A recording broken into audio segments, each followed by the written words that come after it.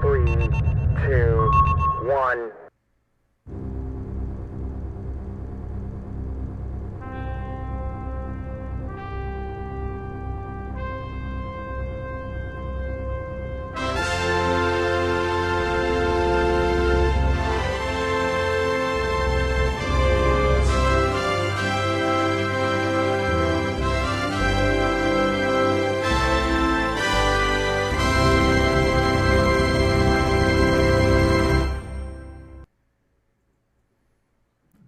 Back into transmission range. That's it, baby. Greetings. I'm New York Pete. I'm the co-host of Interfleet Broadcasting. I'm here with my best friend, Chris, a.k.a. the Tipsy Toaster. Damn right. And I want to thank you up front for joining us on our news and pop culture sci-fi entertainment channel. And full disclosure, we started drinking tonight yet. I was going to say something else, but yeah. It's now, yeah. Full disclosure, we grew up watching 70s and 80s TV, movies, cartoons, and we bring our unique spin to our little corner of the universe. And everyone needs to know that we happen to be big Battlestar Galactica fans, the whole franchise.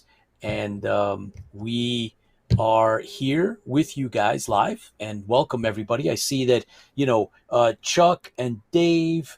And I swear, every time I say this every week, I'm going to get you that mirror thing.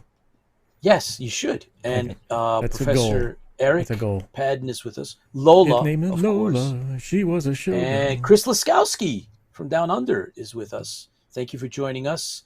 I am looking, Dave Francoeur, I'm looking at you guys as you come on. And, we'd like to give everybody shout outs. What do you say? I know that we have plenty of other people all over the world going to watch us later as well, sometimes in the tens of thousands. So I want to thank you up front. Thank you very much. Oh, Rob Baum. That's right. Mirror. So, mirror universe. That's right, baby. We could do the Interfleet Broadcasting Mirror Universe. That would be perfect. At our next marathon? Sure. Our next 6-hour marathon? 6. Now we already did 6. Now we got to boost that one up. We're gonna do 9. We're gonna do 12, a 9. 24. George G in the house. What's up, George? All right, cool. Wait, you mean George is in the house? He's not He's not filming? I'm shocked. Not filming. Things are drying up. There's the writer's strike is now being joined by others, and supposedly by the 20th, SAG-AFTRA will be joining on, and everything will be brought to a standstill. And then the predictions are, the soothsayers are saying this could last till October. And of course, we support the Writers Guild. That'll throw off everything. They're coming to get you, Pete. If they're going to shut it all down. Can you hear that? They're coming to get you. I hear the sirens. They are. They are. You leaked something you weren't supposed to. They're coming to get you now. And it's Strange New Worlds, all about it. We're going to talk about it, but. Yeah, we support the Writers Guild. We're behind the writers 100%, and we'll see where this goes. Hopefully, they don't have to, bring in the big guns and have SAG-AFTRA also join, but it looks like they will. And then, of course, the theater unions. George, my cousin George Giacomis, his union, Hayatsi and IBW and all them, they'll be joining in. They've already, they're all as well. And what's Hayatsi? So that's another union. Oh. There's multiple unions that do overlap, and one of them, if I'm not mistaken, one of them started on the West Coast for the same stuff, and another one was almost exclusively East Coast, and then they kind of just agreed that they would cover certain 2 shops that would cover certain stuff, and I know George is in both. And he was telling me that they are going to be supporting the strike. So it's going to be a shutdown, a full shutdown, including theater. There'll probably theater will probably be shutting down as well. So it's big, and we're union, so we support. So guys, I wish you the best. Hopefully you can work this out, but it looks like there's going to be a lot of hardball. At work, a lot of it's the AI stuff, and at work we've been looking at some of the AI stuff. In regards to the voices, like voice actors and things like that. The U.S. government patent office says you cannot patent a voice. Wow.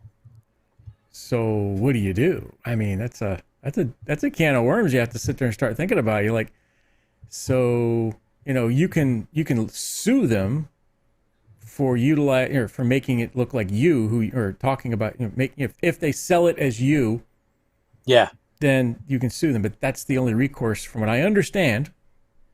Our legal people have been telling us, this is because we do a lot of voiceover stuff with some trainings and things like that. So we're looking at taking one of our higher ups, who's in charge of our anyways, somebody who's really high up in the food chain in the government. We're looking to take his voice, duplicate it, so when he messes up, we can go back in and fix it. With his permission, though. Yes, we'll have his permission for that. But you can actually do that, which is really like, wow. Really crazy. It's like, holy cow. I got some comments that are important before we do our toast. In the Mirror IFB world, Maren Jansen will be sitting at Chris's side. That is She's correct. Always here. That's right. James McCoy, there is no turf wars. It's very interesting how they played that all out. And let's see, Professor Patton, before or after July 29 with theater, I just bought a ticket for my first show in a decade. Oh, no. You might be getting a refund. And greetings, Sean Shallow from Battlestar Bulletin Board, good friend of ours, supporter. Thank you. George Giacomo says Disney is pushing back all production for Star Wars until next year. So no big loss. What it is, what it is. Make room for Battlestar. Jim Klubna, who is a big supporter of us, he reposts a lot of our material all over the internet and social media. Big thank you to Jim. Have you been able to contact Tom DeSanto? And the answer is Chris had reached out to him at that email a long time ago and did not get any response, unfortunately. So I don't know. We'll see what happens. We'll keep trying. Yeah, we'll keep trying. And AI is being used to add that needed voice. Yes, and all kinds of different things. Beatles song. That's and it has to do with royalties as well. So a lot of the the writers are having issues and stuff. Yeah, I can see that. I mean, but this is the AI thing is you can tell the AI to write a story. Yeah. Who owns it? Does the AI own it? It's the company. This is how CYLONs take over the world, ladies and gentlemen. Oh, and we've got our little electronic noses under the tent there, buddy. We're moving our way in. It's all over after that. We take over your voices first, then we take over your faces and everything else, and then it's downhill from there. CYLONs take over. Look what I got. Ooh, I just got my Midtown Comics. Okay. Hopefully, hopefully maybe at Awesomecon this year they'll have pint glasses or something. I mean, they don't have enough pint glasses at cons. Right, exactly. They used to, but not anymore. They used to have all those superhero ones. You ready? Well, right, let's. I'm ready. Yeah, right. It is tonight's beer is called Stone Imperial Stout. It is 10.5% alcohol by volume. So Pete's just going to take a sip and he's going to pass out. We should just do shots. I don't understand. Yeah, we just do a shot. And it says, you voted, we brewed. Ask any hardcore Stone enthusiast about our most legendary beers, and you're bound to hear a mention of this one. Nearly jet black with a fluffy hot chocolate-colored head, a goblet of this obsidian wonder, held to the sky, could block out the sun. I like this stuff already. Or an evening, with dark chocolate, heavy roast up front, gracefully supported with nuances of coffee, black currant, molasses, as it finishes. This beaut is ageable for years. Some of us are still enjoying our bottles from the early 2000s. So to look ahead, what will your stock of this 2022 edition of the Stone Imperial Stout be in 2037? Legit question. Oh, boy. Advanced planning will be on this reward. So this is by Stone Brewing Company, and it is... Where is Stone Brewing Company at? I don't see it listed here. Where is it? It's going to say somewhere. It should. Turn it to its side. Turn it to its side, Chris, and then turn it back real quick, and you'll see exactly where it's from. So just hold it, and then shake it over, and then shake it back, and then, that's and your then when you job. open it, you'll know. Yeah. You'll know where it's from.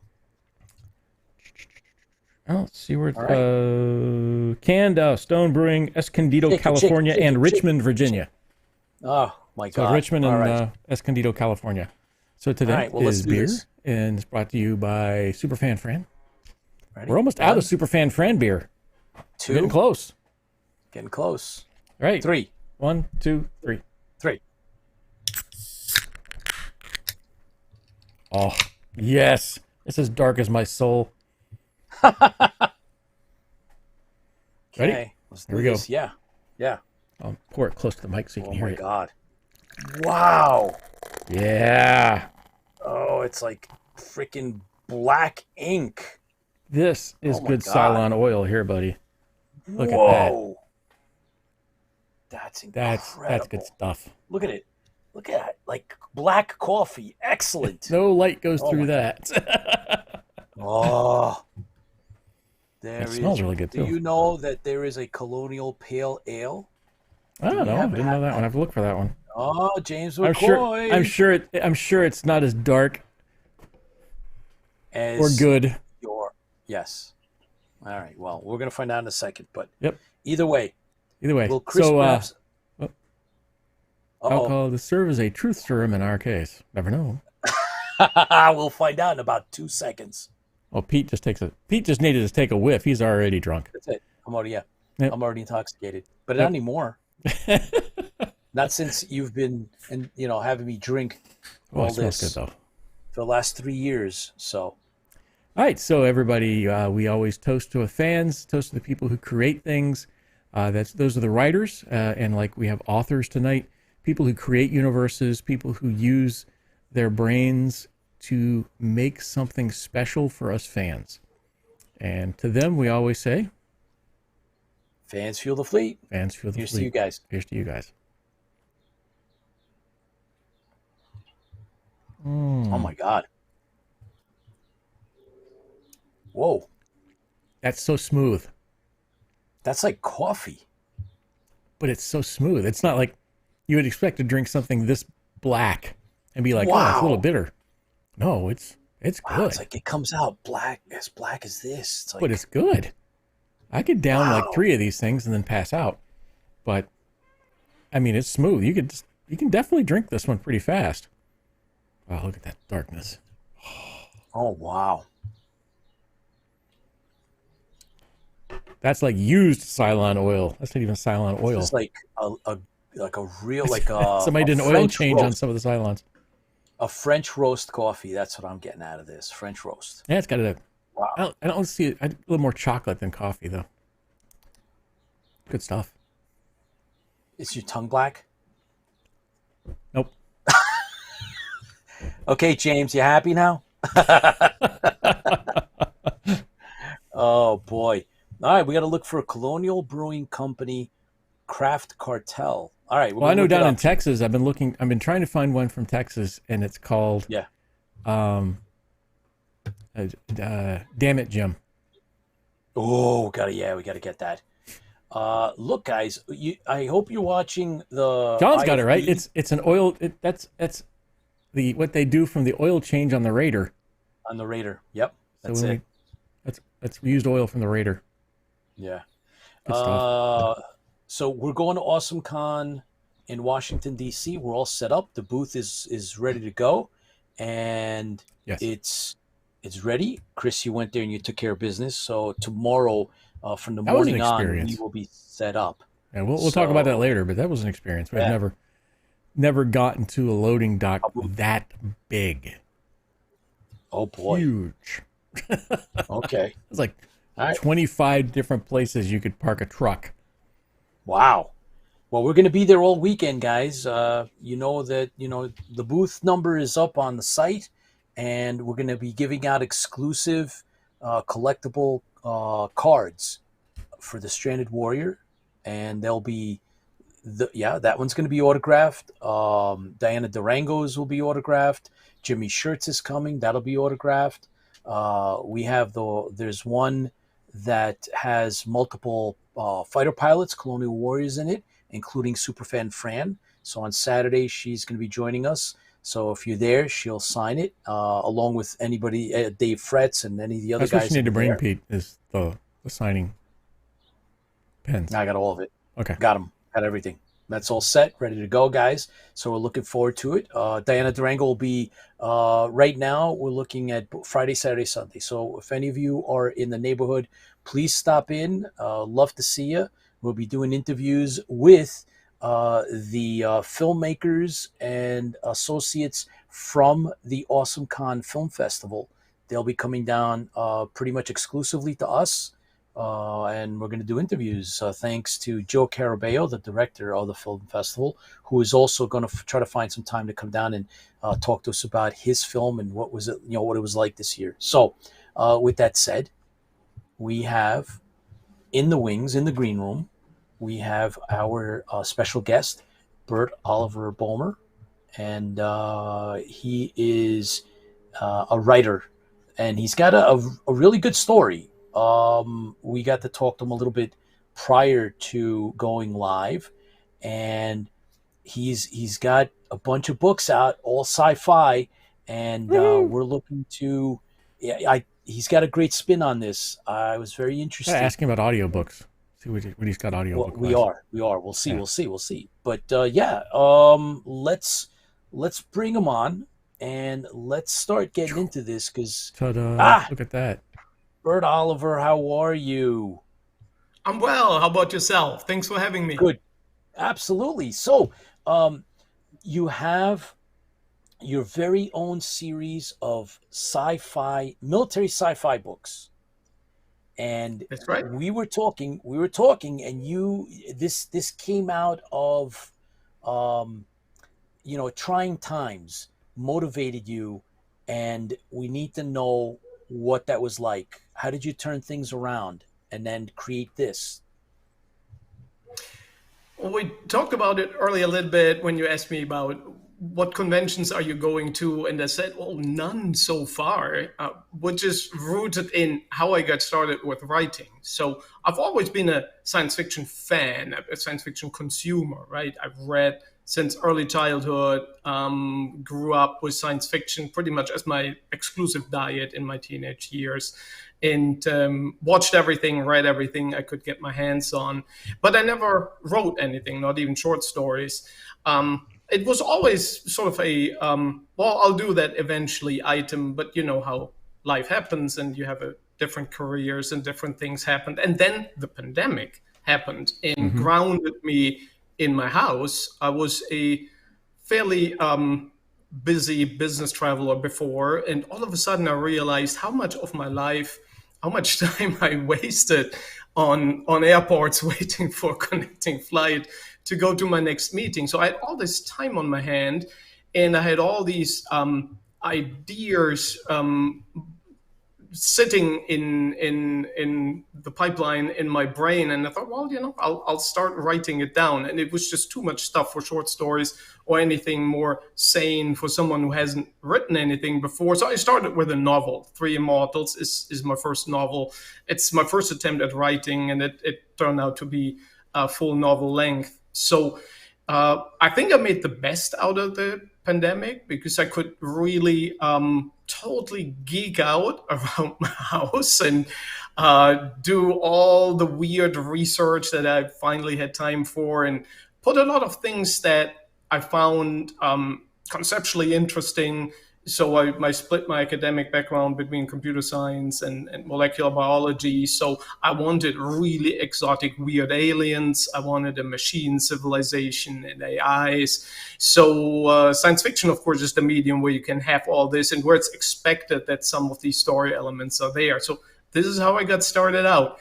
Conventions, I will add next year. So I'm getting myself in line now to actually be on panels and meet real people. So far, since I started in the pandemic, actually, everything had to be very virtual, lots of Zoom meetings, everything over the internet. But it also allowed me to reach people that I would have never been able to reach out in like a conventional face-to-face medium. So I'm grateful that it worked out this way. but I'm also glad to get out and meet real readers and real fans. So, Bert-Oliver, you mentioned some of the titles: Three Immortals, and then Dark Cascade. Book one and book two of obviously it's a series, the Galacticide books. And is that the only two that you have, or what? Tell us about the worlds that you've been creating. And I can see from your own website that Literary Titan Book Award for your first, I believe, was your first book, The Three Immortals. Is that correct? Yeah, I got a Book of the Month award from them, and from Reader's Favorite, I got an award for visionary fiction. So the feedback out there was very benign. So I'm very happy that people actually liked my stuff and started reading it. But still, besides the award, the best compliment I ever got was from someone who said, "I read it 4 times," and this Wow. is just. That's People good. completely underestimate how happy that makes someone who wrote Of something course. wasn't really sure. Will anyone like this at all? And then you have someone in Australia spending a couple of their hard-earned Australian bucks on it and like it. It's awesome. I love it. That's fantastic. But how long does it take? Right? I mean, you said that this happened in the during the pandemic. You turned around that dark time for everyone, and you made this came out of it, this positive that came out of it. But how long was this fermenting in your mind? How long did it take from having the downtime to saying, in other words, you didn't wake up one day, go to Starbucks, got a cup of coffee, and wrote your book? How did it happen? No, the many of the concepts and some of the story arcs that actually made it into the book as full story arcs, they have been, I think fermenting is the right word to use. They've been in my brain for a really long time, and but from the decision, I'm gonna write a book now for reals, to the book got published, I would say maybe 12 to 14 months, including research. So not super fast, not super slow. Yeah, that was about the time frame I needed. So the book came out in 21. The second book came out in 22. I'm working on the third to form out a trilogy, the Galacticide trilogy, which will become the core of this Galacticide universe that is, I hope, with the 3 books well defined and allows me to look for additional characters and additional timelines to augment the overall reading experience. But so far, I have these 2. I'm working on the third as we speak. Well, not literally right now, but almost. And the third one will be out at the end of this year. Wow. Now, in line with what you were just saying, our very own John One, he wants to know, your previous career was software and bioinformatics. Does that help you in your books? It gave me additional ideas and things that it gave me a lot of real world examples of cool stuff that is happening, and some of the rapid progress that is absolutely unbelievable, even if you work in the field. So I'll give you one example. In the year around the year 2000, there was the Human Genome Project, right? This big monster achievement of decoding a single but complete human genome. It took a huge part of the scientific community years to achieve. It was a huge effort on equipment and labs around the world. 20 years later, you can buy a machine for $500,000, and it will do the Human Genome Project for you every day, 1,400 times over.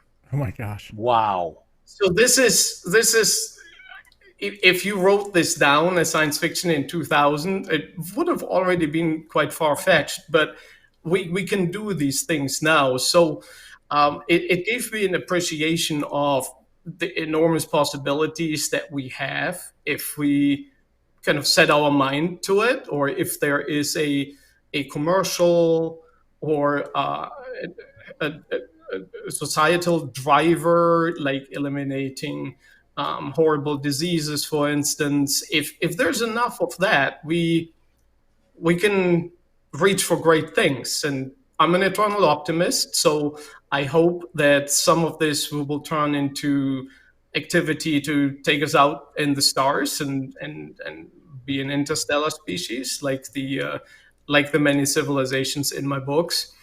But I also think we'll take some of the good and bad to the stars. So not everything in my books is let's say a Gene Roddenberry-like, somewhat utopian.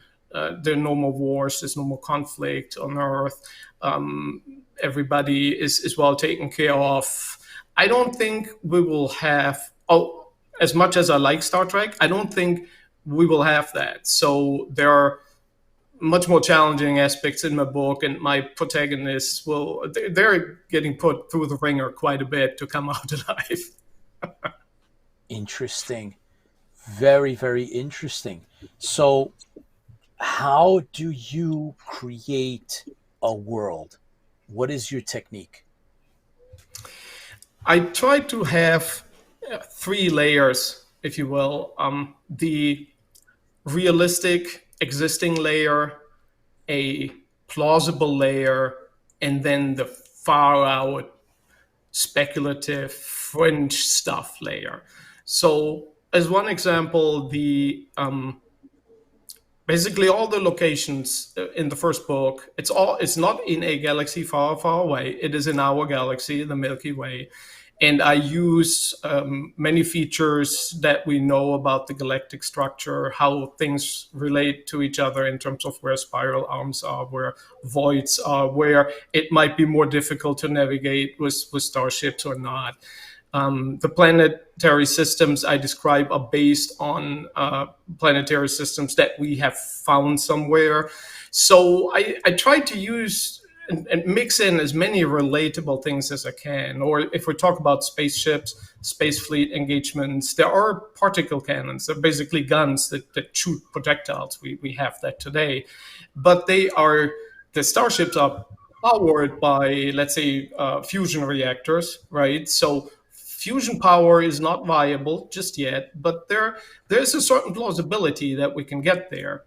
And then the way how these ships warp space to ultimately be proper interstellar ships, that is more the fringy science and more speculative. And I have these 3 layers with everything I do, from tactics applied, from ground encounters, from how people spend their time. They might, like you guys said before, they might enjoy a drink in the evening, but of course they also have pastimes or activities that are really based on stuff that we don't have at all. So I try to maintain these 3 layers throughout everything in that fictional universe, from locations to traditions to factions to languages.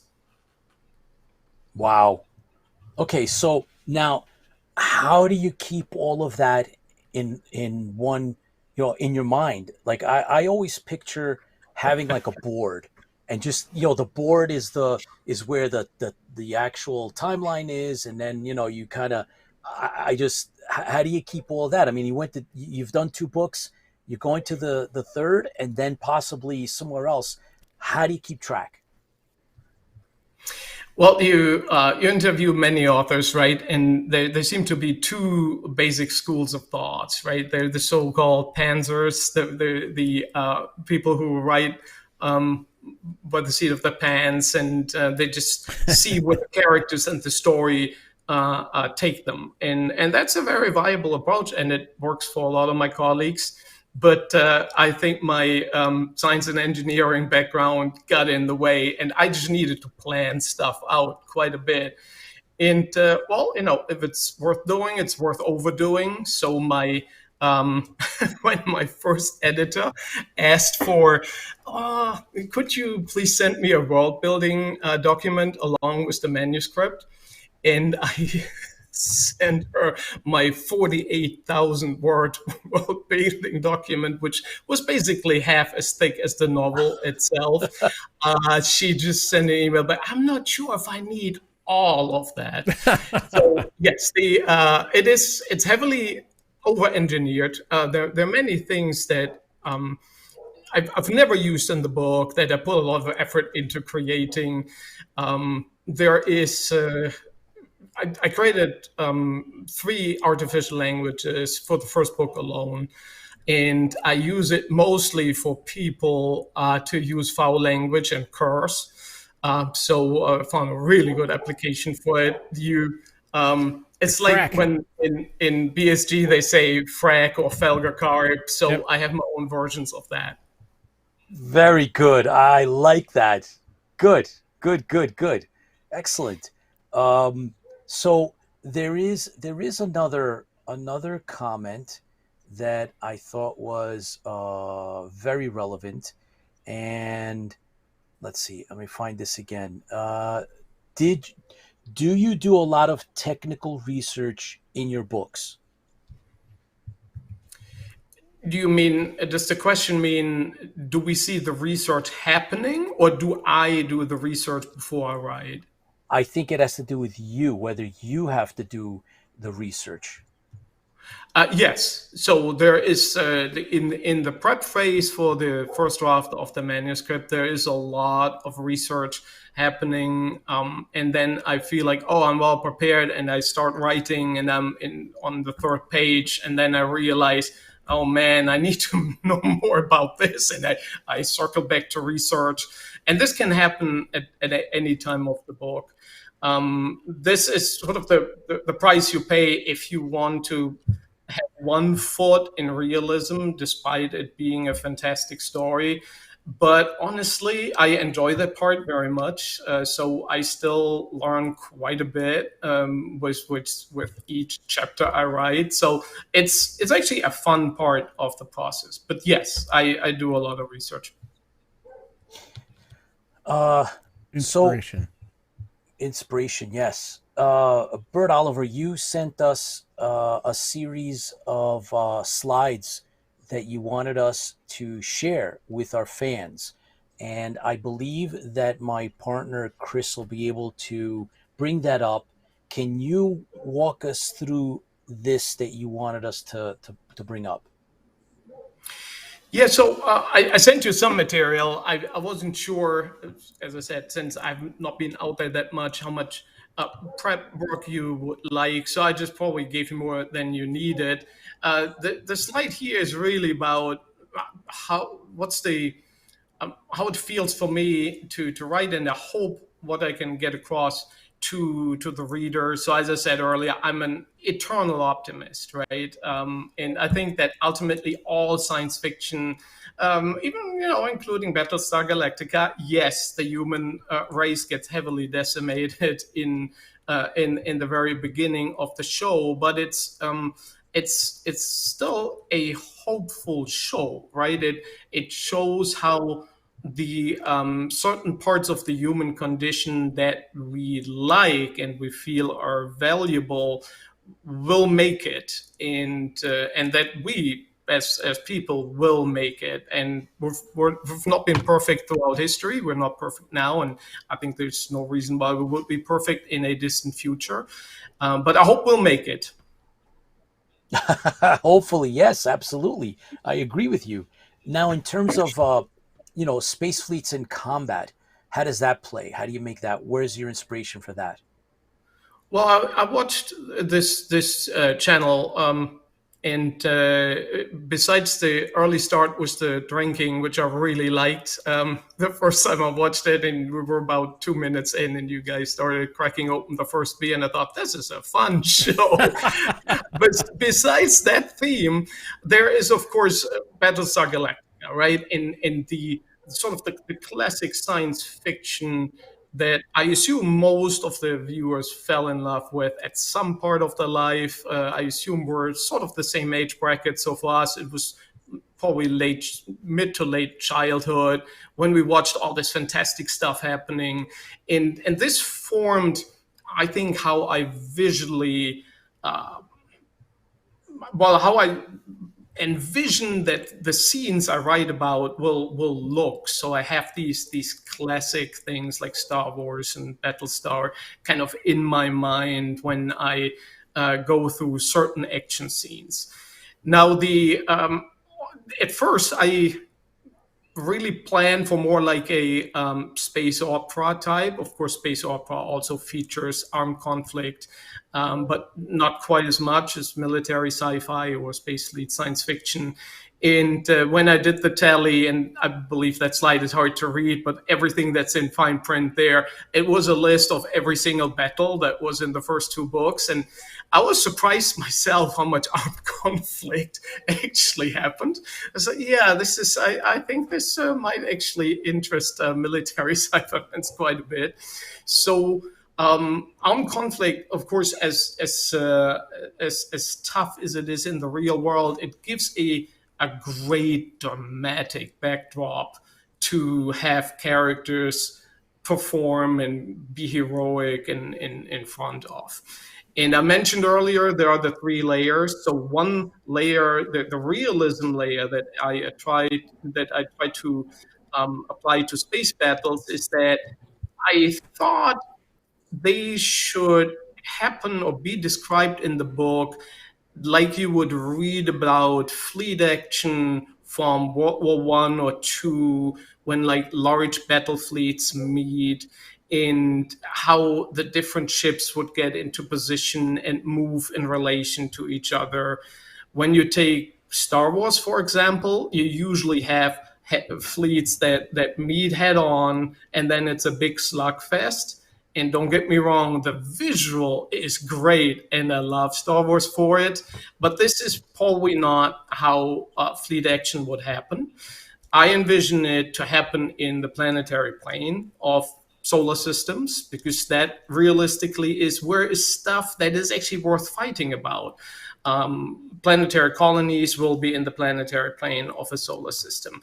Any large space structures would be in the planetary plane. So it kind of condenses the 3D battlefield into a 2D battlefield, and then you can apply the parallels to naval battles. Here it's also hard to read. I used the Battle of Jutland from World War One as an inspiration for one of my battles in the first book, which is this terrible hand-drawn thing next to it. The battle was getting so complex in my mind that I started to draw this out, and then I realized the parallels between what I was doing in far distant future and what history provided. And I thought this is a great opportunity to anchor, no pun intended, this fleet action here, and give it something relatable. And when someone reads about a destroyer screen, if they're somewhat familiar with naval history, then it'll mean something to them that they can relate to, regardless if the destroyers are in space or how small or large they are or what kind of weapons there are. It is a lot easier to follow along what's happening in the battle. Outstanding. That is very, very cool. I really enjoy that type of thing. And it's always fascinating to be able to, identify, what the inspiration is, right? I mean, let's face it, we're all, there's so much out there that you can use to help you, move things in the direction that you want, right? You don't have to invent everything.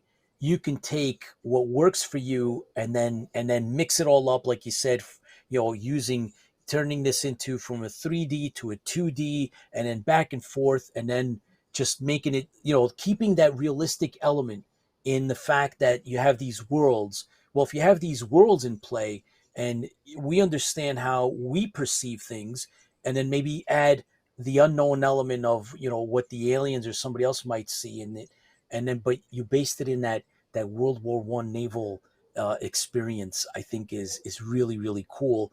I'm looking forward to picking these up, but and especially after that list that I saw, that battle list, because we are big fans, of course, of military sci-fi. But I'm also curious to know, besides the three, right? You said trilogy. Obviously, you're going to go further with this. Are you going to stay in this world, or are you going to go somewhere else? For the 3 books following the first trilogy, I will stay in this world, because there are too many untold stories still, and I want to. I think the best explanation would be, if you think of the original Star Wars trilogy, right, where you get to know the world of Star Wars and that far, far away galaxy through the eyes of the movers and shakers, if you will. You have the Sith, the Jedi, you have the Emperor, you have the people in power, people in charge, people who really frame or change history for that specific fictional universe. And then you have shows like Endor, where you see the galactic conflict from the viewpoint of more of the common people. You don't have the Jedi, you don't have the Sith, nobody has a superpower, but people are still determined, they are still dangerous. There is a lot of drama, there is a lot of conflict, and I intend to wrap up the first trilogy that has the large character arcs and world building, and then fill in the stories from a different perspective of what happens in between, what happens at the aftermath of something where, like, the heroes, if you will, move on to the next thing. How do people deal with this?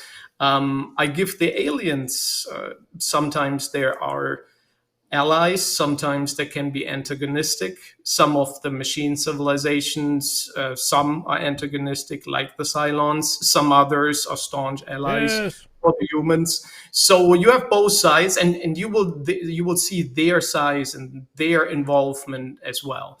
So I'll definitely, for the first 6 of my books, I'll stay in the same universe. Wow. Now, another question from John is, who are the main groups in your book, and what are they? So the main factions in our galaxy, in terms of the species, are the humans, which are by themselves are broken into many different political subfactions. So they're theoretically united, but knowing us now and believing to know us in the future, they're not. There are subfactions that work against each other. Then there is an alien race based on. It's basically these are silicates. They're based on silicate body chemistry. Very dense, heavy beings that have evolved on asteroid belts, and were basically mindless beings until they got infected through a panspermic bacteria, if you will, that settled down in the digestive tract and over millions of years became complex enough to form intelligence. So they have basically, their brain and consciousness is not of their own species. It is a proper symbiont. And they are the second faction. The third factions are a conglomerate of AI cores, machines that can be set into different types of machinery, building size structures, or spaceships. And they are a mixture of electronic and quantum computing capabilities, and they have proper AI, not what we talk about when we talk about AI today and ChatGPT, but they have a general AI, and some of the elements of the personality matrix is exposed so that it mutates based on cosmic background radiation. So they have different personalities. Some of them are religious, some of them are crazy, some of them are very benign. So this is why the machine faction is not uniform. They also break out in different types of behavior. Excellent. Sounds like Cylons to me. I like it very much. You had me at machine. I assume that on this channel there would be not a lot of pushback. Oh, you have a machine civilization? How dare you? That's crazy. No way. Yeah, of course. Bert-Oliver, there is a burning question that my co-host wants to ask you. And that is, of course, go ahead, Chris. What is it that you want to ask? Oh, you stumped me. I think I asked this when we started now. Yes, it has to do with audio.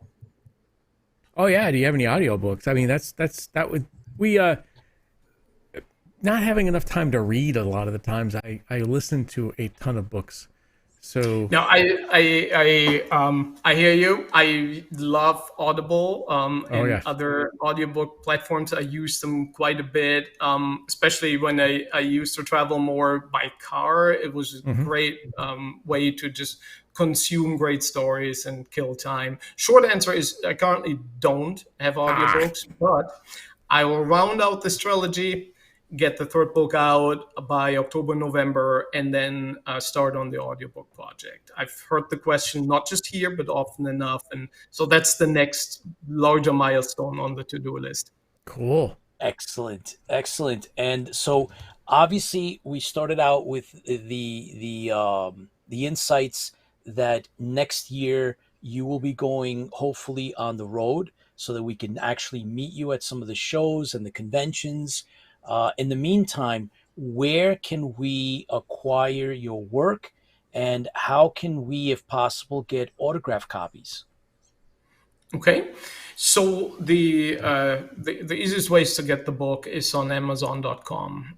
I started with Amazon because it was an easy distribution channel, and I figured in the beginning people would probably just go for a couple of bucks an e-copy of the book, and I would get instant feedback. And fortunately, it has largely been very, as I said, very kind. So I appreciate that. So Amazon.com, or wherever you are in the world, your local Amazon variant will have the books for sale.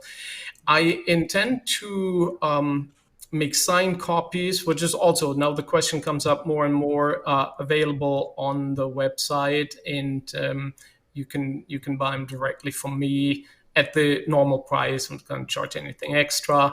And the website is my long name, Bert-OliverBoehmer.com. Excellent. Fantastic. And we look forward to having you back when you're releasing the third of your trilogy, and in the future, but especially when this other one comes out, and follow up and hear the rest of what is going on with your characters and the world. One last question, personal question. If you were to choose between either turning your trilogy into a graphic novel, or to actually writing a screenplay with the potential of doing a series, which would you do? Tough choice.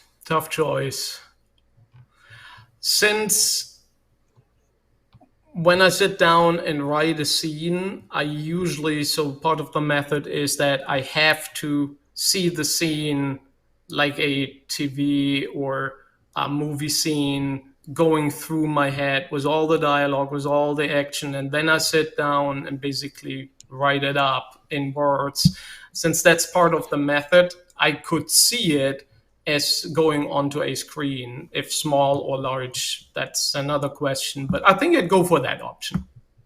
Excellent, excellent, very good, Bert-Oliver. Thank you very, very much. It's a distinct pleasure to have you on with us, and I'm very curious to read how your mindset flows into these worlds. I am very, very curious and fascinated. So here's to you, and all the best. And please make some time for us in the future. We want you back. I absolutely will. Will be my pleasure to return. And again, thank you for having me today. It's been a pleasure. Fans Feel the Fleet, Bert-Oliver, thank you very much. Yep, keep fueling those stories for us. Fantastic. I love it. Very, very interesting.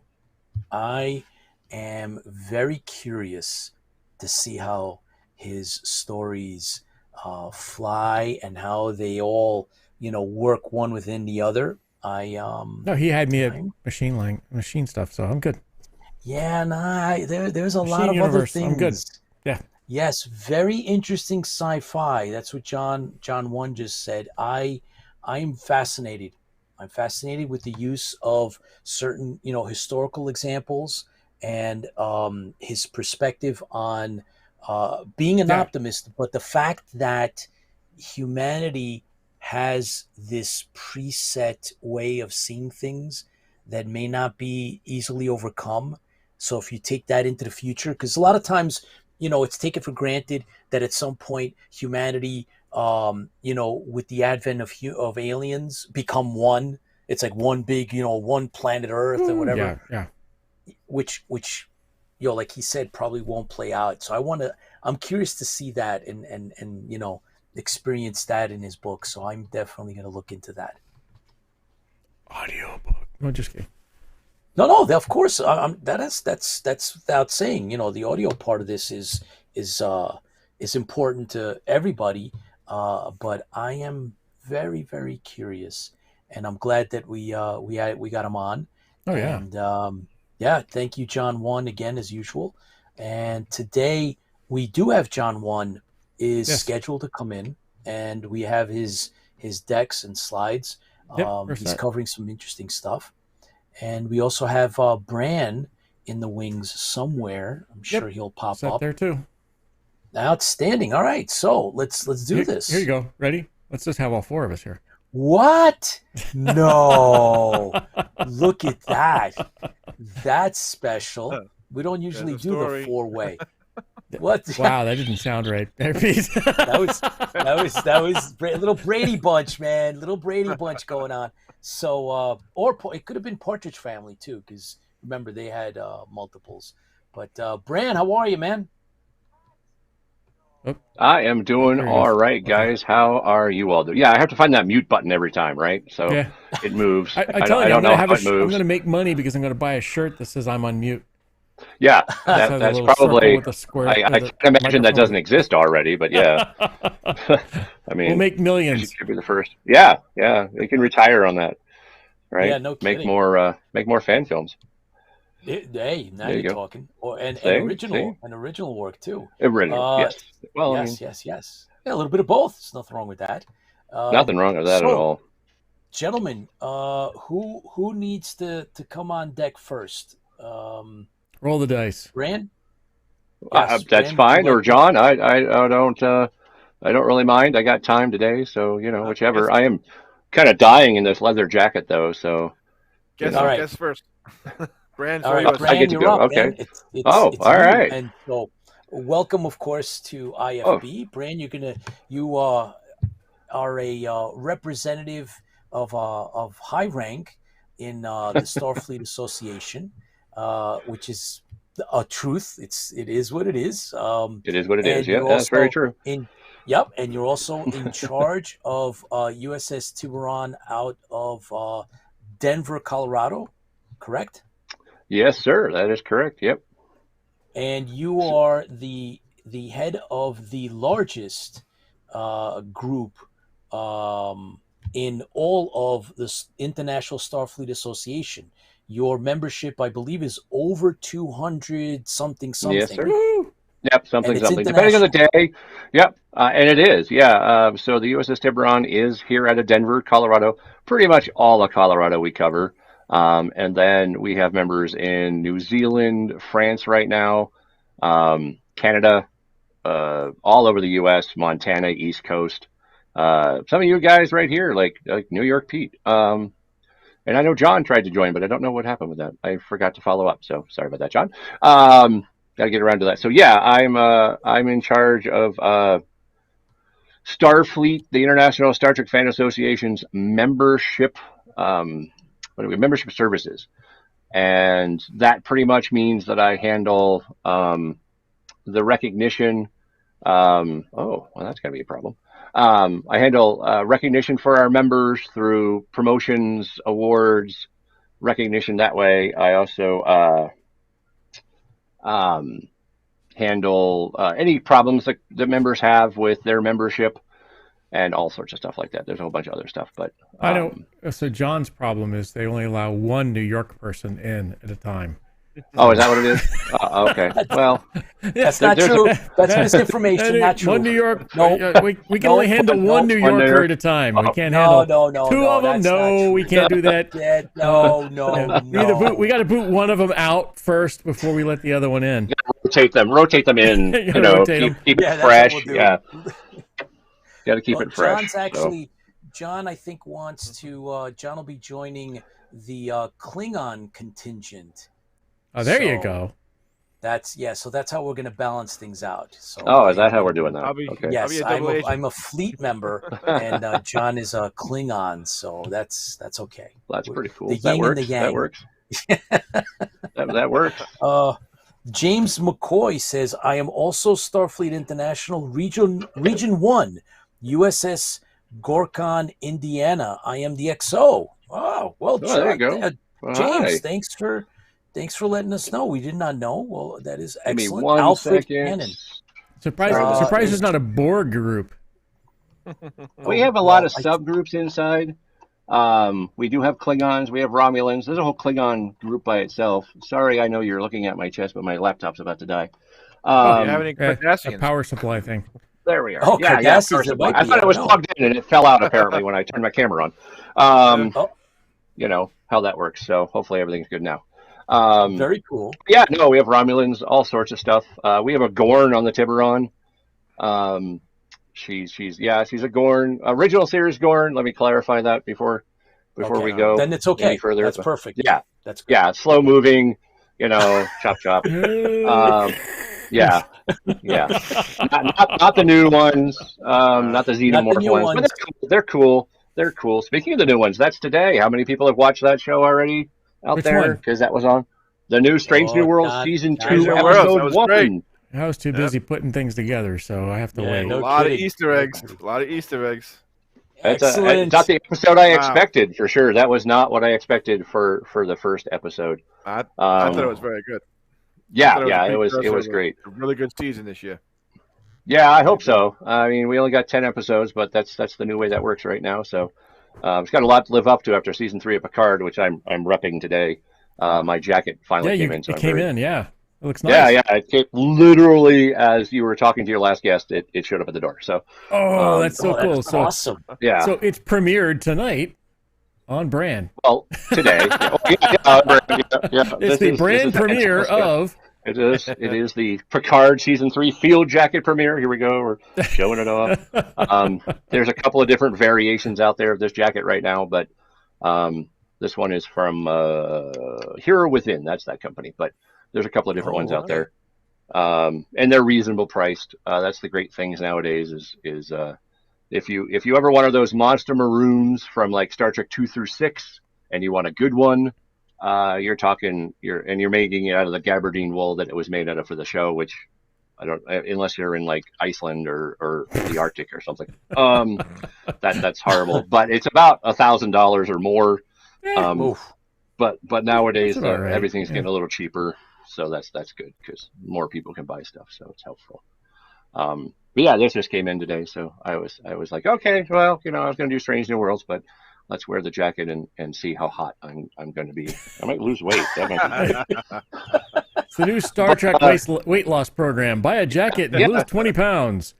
Hey, I like that plan. How many jackets do I have to buy to lose 100?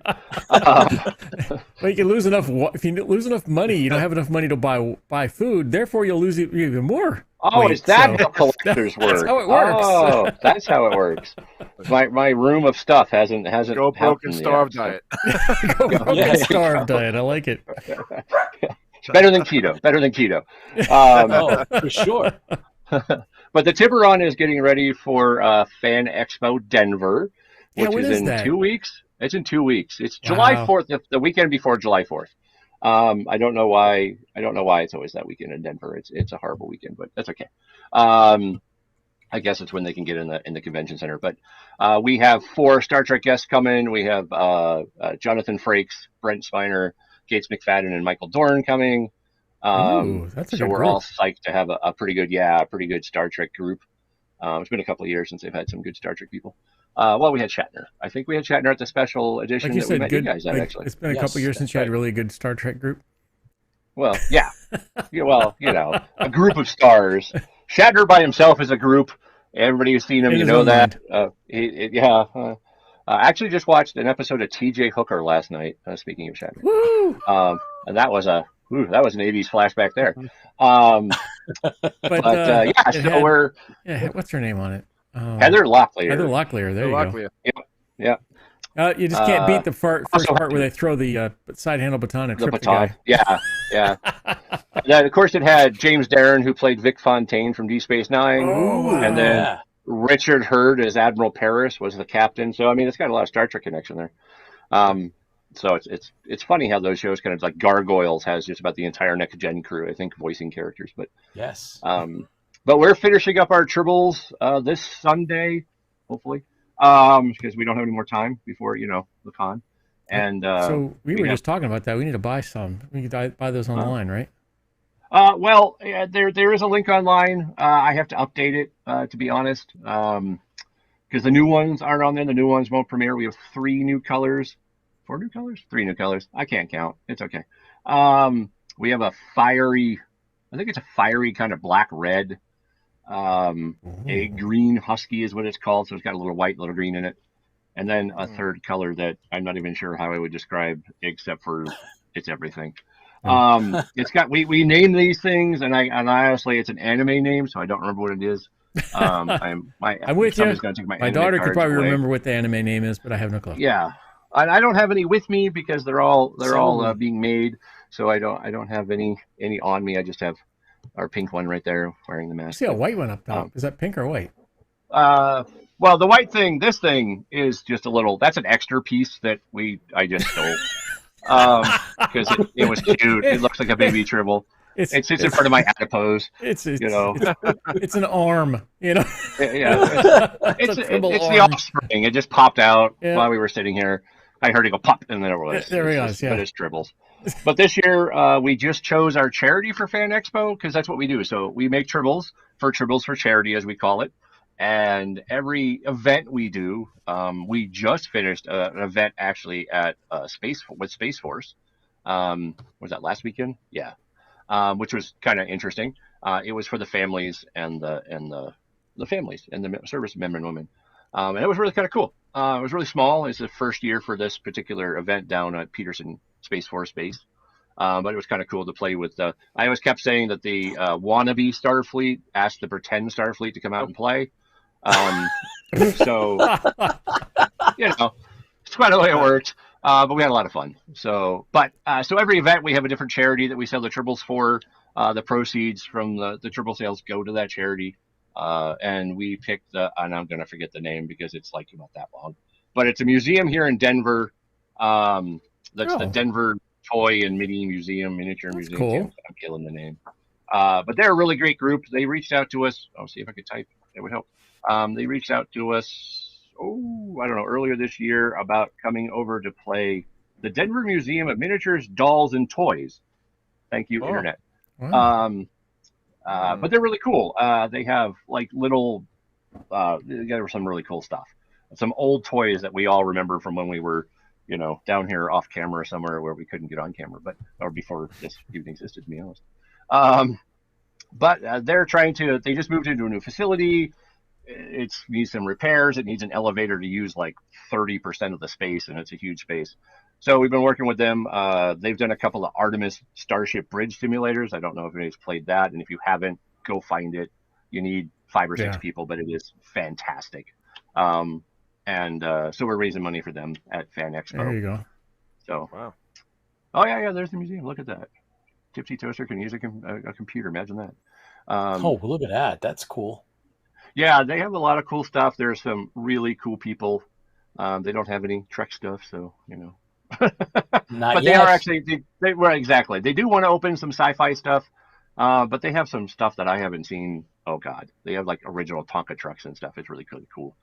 And their Still board ones is that is cut you? really, Yeah. exactly. Yeah, the ones that if you smack your friend Good upside ones. the head with, you're probably going to the hospital. Yeah, and they rust really well too. So somebody's doggies are having a good time. Mine's hiding somewhere, I think. I don't know where he is. But so that's our charity for Fan Expo. It's a little different this year. We have a little bit smaller space that we're trying to negotiate some more space out of, but we're looking forward to that. We're already planning vacations and uniforms and many hours of work. As I know, Pete and Tipsy saw when they were here. It's a huge display. We have a lot of fun with it. Wow. We have a YouTube channel if you want to go see that video. Did you get the chair fixed yet or finished yet? No, we haven't actually started that project. Life keeps getting in the way to launch that project. We're thinking about doing like an internal kind of Kickstarter with our members first, and then maybe going out and doing it to the world. But we haven't figured out what we want to do and how not to get in trouble with the powers that be. So yeah, that's another good question, another good thing. But always a challenge. Always, yeah, because it kind of depends, right? You can call it some things and not others, and I don't know. It depends on the day of the week, so it's kind of confusing. But yep. Yeah, so that's what's going on with the Tiburon, and of course Starfleet, 6,000 some odd members worldwide. There's a group. I mean, there's got to be a group near you somewhere, right? Because we are everywhere with almost 300 chapters, if I remember right. But chapters do a variety of things. Do a lot of charity like we do. Get together for gaming, whether tabletop role playing, tabletop games, Starfleet battles, virtual stuff, or Starfleet battles. I got my original FASA Starfleet battles out in the other room. Haven't played that thing since I was knee high to a grasshopper. I've got the Battlestar one. I got to figure that one out. But yeah, so there's chapters everywhere. If you go to sfi.org, that's the organization's website. It's got a chapter locator. It's pretty much a Google map. You just type in where you are. There's chapters literally everywhere. And if there's not a chapter near you, well, it sounds like maybe you need to start one. And there's a whole process for that as well. And then Starfleet has a whole bunch of subgroups. We have a pet fleet. So if you want to get your dog involved, there's a whole bunch of pet lovers out there. We have like a Starfleet medical. There's Corps of Engineers that do a lot of stuff, graphic design, 3D printing. I can go on. And then there's a whole bunch of subgroups like that. And then one of the great things that the organization does for its members and now outside the membership is we have scholarships for our members. So if you are a member in good standing with Starfleet, we give out, it used to be a whole bunch. Now I think we narrowed it down and gave more money. So there's X amount of scholarships. You just apply for it. Money goes to your school. Cool. Usually $500 now. I think it's 1,000 or more. Say again? Would that be for like certain fields, like science or anything? Or? There used to be. So we used to have a bunch of divisions, like the Montgomery Scott Scholarship for those going into engineers. We do now have a STEAM scholarship that we're putting out to non-members, but it kind of ranges all over the place. Somebody here has applied for a scholarship just recently, so and I had to write a nice letter. I made it up. No, I didn't. It's all true. Yeah, yes, you did. Yes, you did. Yeah. Thank you very much.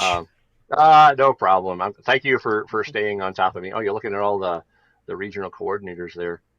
So Starfleet, of course, is an international Star Trek fan association. So in order to kind of manage the membership, I guess is the best way to say that. Sounds pretty brutal, but it's not. We have regions.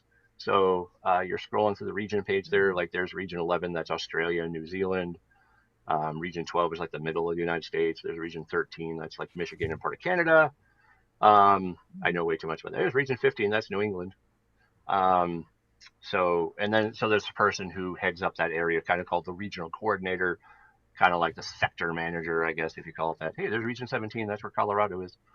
So then you get together like small groups, and then of course you can get together with the big groups. There's pretty much no place you can travel that you can't be like, hey, I'm going to fly into Chicago next week. Good Lord. To have lunch. Uzbekistan, Russia.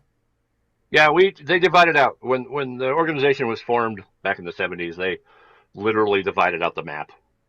That one, I believe, is inactive right now. But in some chapters are hugely busy in the public, and some are a little more reserved. Like, it all kind of depends on the flavor, and you don't have to be like New York Pete's a member of a chapter here in Colorado. And we do our best to make sure that everybody has a chance. The Tiburon has a weekly newsletter because I'm obsessed or something that I put out every Wednesday. Disturbed, obsessed, same thing, right? Disturbed, obsessed. Yeah, I don't know. And then we try to do virtual events on a regular basis and in-person events so that we can get everybody to do things. And whatever you feel like your participation level is, that's what we accept. You want to come to one thing a year? That's fine. You want to come to everything? You need to see a psychologist or something. But yeah, because you need another hobby. But that's cool because we do have members that do that. I mean, as the captain or the commanding officer, I try to go to everything, show the flag kind of stuff. And so all the chapters are kind of set up like you see on the TV show. Like if you watch Strange New Worlds Season 2, Episode 1. So we have a commanding officer / captain. That would be me for the Tiburon. They have XOs, which are first officers, number ones, you name it. And it all goes all the way down. And we all have fictitious ranks, which mostly kind of define how involved you are, I guess is the best way to say it. It's how we can thank you for your involvement, for coming out and helping set up a display or helping recruit people or helping make tribbles or helping at the food bank when we go down there or the homeless shelter, whatever we're doing. All chapters do different ways of doing that. We kind of have a point system where we assign points depending on what you guys do or what people do. And we don't care. We don't care if you like Star Wars. That's okay. We don't care if you like Battlestar Galactica. We look at you funny, but that's okay. Everybody looks at the Battlestar Galactica people funny. Well, I mean, I don't know. I remember almost watching Galactica more when I was a young kid than I remember watching Star Trek. So, Lauren Green and just the music. I remember the music for the most part, and then learned about the special effects and everything. And now try to watch the original DVD set on my 4K TV. No, they're coming out with a 4K version. Are they really? Oh, that's fantastic. I didn't hear that yet. So they're coming out with the movie, because the movie was filmed widescreen and the capability of it. So the movie is the first 3 episodes of the original, right? Roughly, yes. Is that right? First, yeah. Cool. That's the best part, anyway. Well, but I pre-ordered mine already from Best Buy. So Baz from Down Under is with us. Good day, Nuggets. Good day to you, Baz. Star Wars Peasants. And Nuggets. Yeah. Colorado's very happy right now with our basketball team that won the championship. Just had that parade today. Stayed away from downtown. So, that's pretty cool. It's all good. And then we have some comments from James McCoy was just mentioning real quick, says that he's been involved in a bunch of conventions. He's done security in uniform, met a bunch of the actual stars from the various Star Treks, and including Michael Dorn, Nichelle Nichols, and let's see, I've done security at the met Chase Masterson at one of the events, and there was, I think, one other Mission Las Vegas, August 3rd. Yes, that's our very own Paul Rodder's going. That's Commander Kane, for those that are not familiar, but he's Are going you to be going, there Bran? for that. We have a room reserved already at the hotel, but it's a little iffy with work right now. But I'm holding on to that reservation that I don't have to cancel for another month. But there is a huge group of 5 or 6, 7, I don't know, 10 members going. Wow. It's Cool. a fantastic convention. It's not, if you go to a regular convention, just think of that as just total Star Trek. Which actually isn't true this year because there's a lot of Star Trek Orville people coming, as we call it, as a joke. But I think most of the Orville cast, except for obviously names, have just left my mind. So the guy in charge. I know the big there's a big Orville presence coming to Dragon Con. So Yes. Yeah, I just saw that. So yeah, but there's a bunch of us going to that. We try to go to that one. That's our fun con. Buy all the merchandise convention because it's all Star Trek. Go broke convention. Go broke. Oh, it's another one. Absolutely. Oh, well, it's Vegas, so yeah. But yeah, working con security has been great. I used to do that a lot on the East Coast and met a ton of great people. Have some wonderful stories about Jimmy Doohan and Marina Sirtis and even Stargate people. Terrell Rothery. I never say her name right. She used to play the Doctor in the first couple of seasons. Mm-hmm. Oh yeah, like all the knee high and a wonderful human being. But yeah, so there's lots of great stories. It's always fun to go out and hang out. Some of the newer cons or bigger cons don't let the fans and the actors meld and mingle as much as they usually do. But like if you want that for Star Trek, there's the Star Trek Cruise. And if you're interested in the Star Trek Cruise, start planning for 2025 because I think 2024 is almost sold out. Oh wow! Wow! But we've had a bunch of members go to that. I have not gone to that one quite yet. If I don't go to Vegas, that's probably what I'm going to do, assuming I can get a stateroom. But there you're on a boat for like 5 days. Stay in the lifeboat. You don't need a stateroom. Yeah, exactly. But that con, you're on a boat for 5 days. They can't get away from you. So I don't. I've heard sooner or later you're going to bounce into them. Yeah, one of our members Lifeboat took drill. the cruise. Took the cruise this past time, and John Delancey was 3 rooms down from them, and they had drinks. It was the first event that. Oh my God, I'm going to lose my Star Trek card. Captain Liam Shaw, who is, I just forgot the actor's name. Oh God, somebody's yelling at me already. It was his first thing he did. He filled in for Dr. Phlox, who another name I just forgot. Holy crud. John Billingsley, got that one right. And had a great time. Everybody said he was fantastic. He loves the fan. He's a fan himself. So it was great. What is that guy's name? Who played Liam Shaw in Star Trek Picard Season 3? God, what's his name? Somebody tell me. Guys, just say, Alexa, who played William Shaw in the Star Trek Season 3? It's Liam Shaw. Liam. Well, Matthew Murdine? Nope, that's not him. No. Hold on. Liam Shaw, Star By Trek. the way, James McCoy says, I look like a slightly aged Cisco. There you go. So Todd if you ever run into Stashwick. him- There you go. Todd Stashwick. A What a fantastic name. actor and apparently a great and gracious human being too, from what I understand. Have not had the chance yet to meet him, so hopefully soon. Well, I think You he's think in they'll give Vegas him a too. series?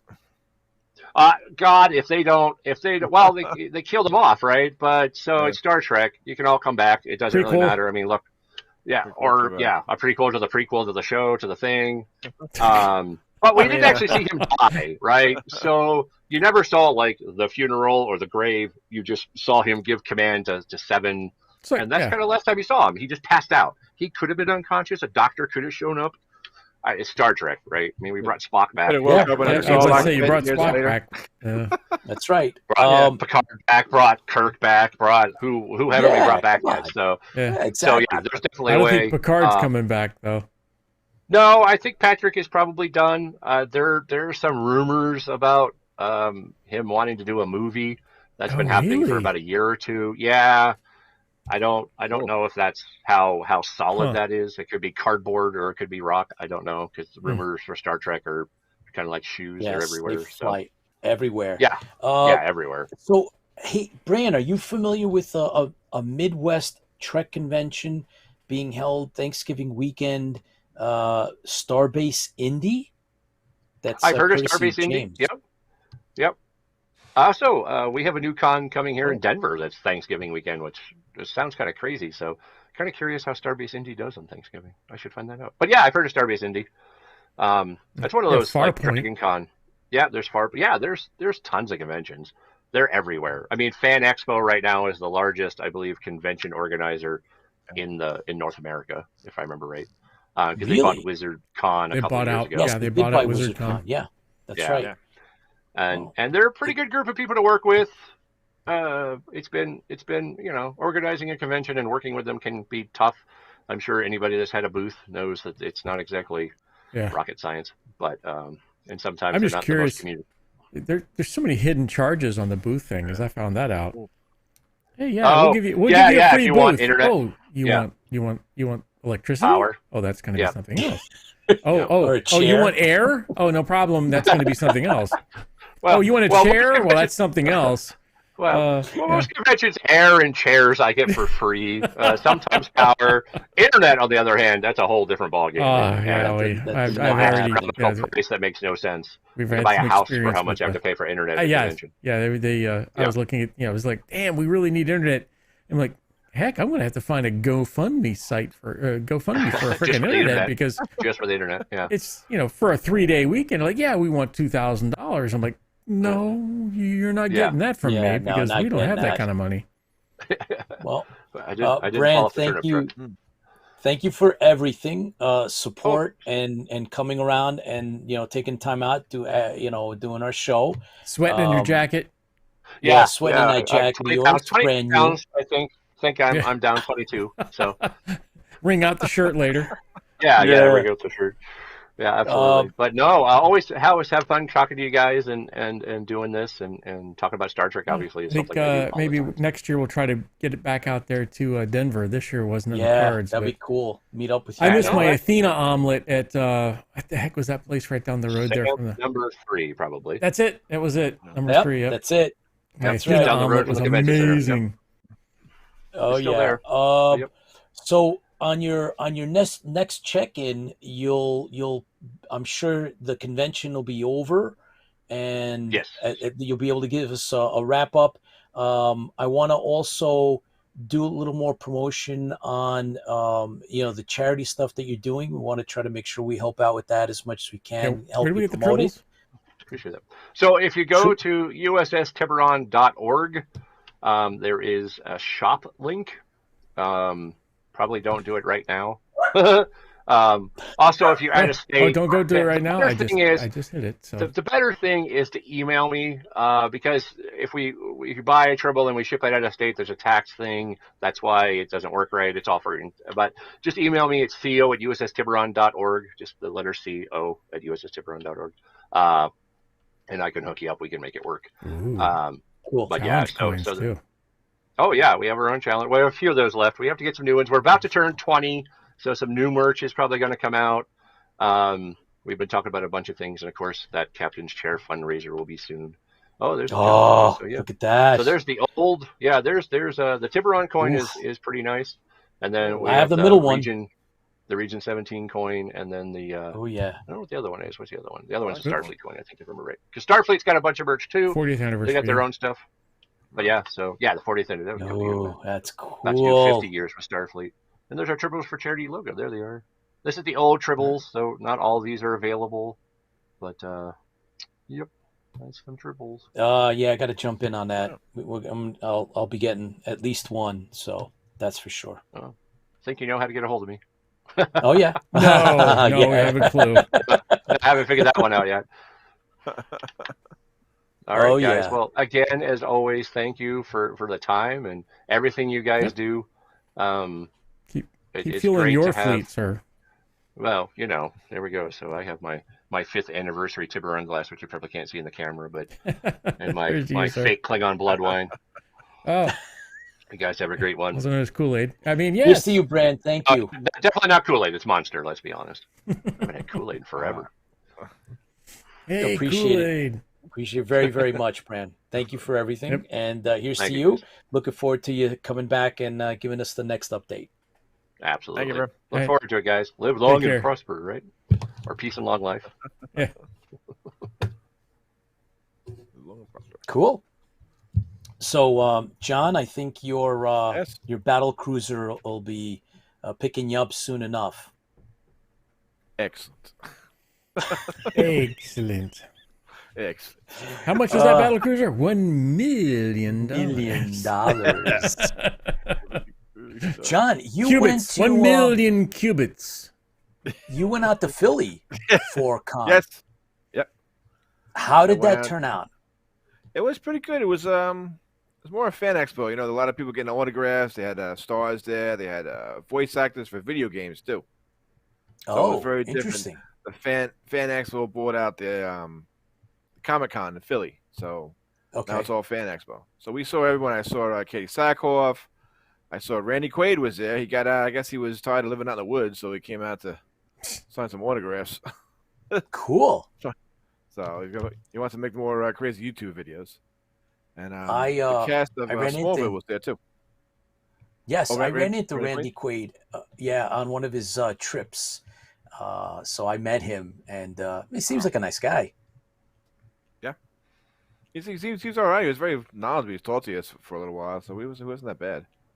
Cool. Back to the Future was there. They were pretty cool. Michael J. Fox, the whole crew was there. The whole crew of Smallville was there too. So Highlights? I think highlights. I talked to Tom Welling, the guy from Smallville, Ooh. Yeah. and after the whole crew is going to be doing an animated series for Really? voicing, and the director Tim Burton is gonna direct it. Is it Really? Is From it like Smallville Nightmare Before related? Christmas, Tim Burton? Yep. Wow. He's finished that one season project now, and then the whole crew of Smallville is going to go out there and voice this series he's going to do with Smallville. So, A Could be cookie, could be Smallville? Really? yep, that's from Tom Welling's mouth. That's what he told us. Oh boy, my son's a Pretty cool. big fan. Holy mackerel! I'll wait till I tell him that. Cool. Very cool. I saw Katie Kruick there. You know, she was cool. You know, Nice. I stood there and salivated for a minute till my nephew grabbed me. He said, "Okay, come on, go, John." It's enough of that. Come here. Yeah, Yeah. that's Okay. my parent. All right. But Yeah. it was all in all. It wasn't bad. Cool. Okay. And John, have you heard anything from the Doctor Who convention, the Long Island convention? Yes, we got our invitation to come to cover it this summer when it starts again Oh, for guess I'll be. for media. So Where's they'll that give at? us some media credentials. That's on Long Island. That's on over there by Hop Hog. It's Yeah. over there by a different hotel than what we use for the Trek convention, but it's only Okay. like 20 minutes away. Same area. So we got our press passes. Yeah, they'll send us the press passes. We're all set, and they just emailed us before. I'll check out forward you that email. So Okay. Hmm. Do you know if we're going to be able to get a table? I will email her tomorrow. We probably could, and I don't see why not. All right, That'd that'd be be cool. cool if we can. Yeah, if they're going to do like a podcast thing, like they did at the Trek. Let's see if we can Yeah. get in on that, and we'll do a quick broadcast We'll from set up live. like we We'll do have it some here. live stuff. Yeah, that'd be really Okay. cool. It has a great reputation for everybody, for anyone, all the Doctor Who fans. There is this best All you kept secret. Whovians out there. The Whovians, that's right. Out in Long Island, New York, there is a convention, a Doctor Who convention. It's been going on for many, many years, and they bring out A-list actors from the yeah. various, series, and They bring out the I'm Daleks. sure it'll be. Dude, I just want to see the Cybermen and the Daleks. Cybermen, yeah, dude. Let me The tell you, Daleks are there. yeah, They I was represented. impressed. Yeah, I'm sure it's gonna be as good, if not better, than the Trek Long Island, because the Trek was, I believe, the first time they did it, and they were really they were good, and Yeah, they were they were good to good. us. Yeah. They were good. So, all right, good. Looking forward to that. Well done again, John. Thank you for John is not only our news correspondent, he's our production coordinator, and thank you for that. John, I know that you have some news for us, so if you want to jump on that. John Carabay will be on next week. Oh, Oh, excellent. We're going to see him this weekend. Fantastic. Yep. So here we go. Ba-ba-da. Dun dun dun. Where's the drum roll? What do you? It's time for John 1. Time for John 1. John 1 is time for John 1. Hey. All right. Thank you. Hey. Well, Batman 2 is in production. Reportedly, there are actors in competition to play Harvey Dent or Two-Face, Josh Hartnett, or Joel Edgerton. So, unfortunately now, Batman just went into halt because the writers strike. Yeah. And also the Penguin 2, the spin-off series, was started in March, just went in halt in production too. So they're holding that. That's if you saw a teaser on YouTube for that looking pretty good. But if you're getting up the Penguin #1 is coming out this week in comic books, the nearest comic book store. What? Cool. Yeah, the Penguin's gonna get his own comic book. Ooh. Wow. You know, I don't like DC, but I'd probably buy that one just to have it. Yeah, I would get that. It'd And be Joker, collectible. actually, the Joker's out too. That's a pretty good comic too. The Joker. Yeah. That's really good.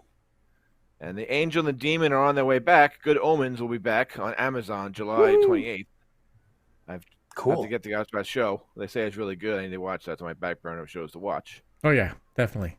So I will watch that. And Indy's back for his last adventure, hopefully, or maybe until the Disney series starts. Indiana Jones and the Dial of Destiny hits theaters June 30th.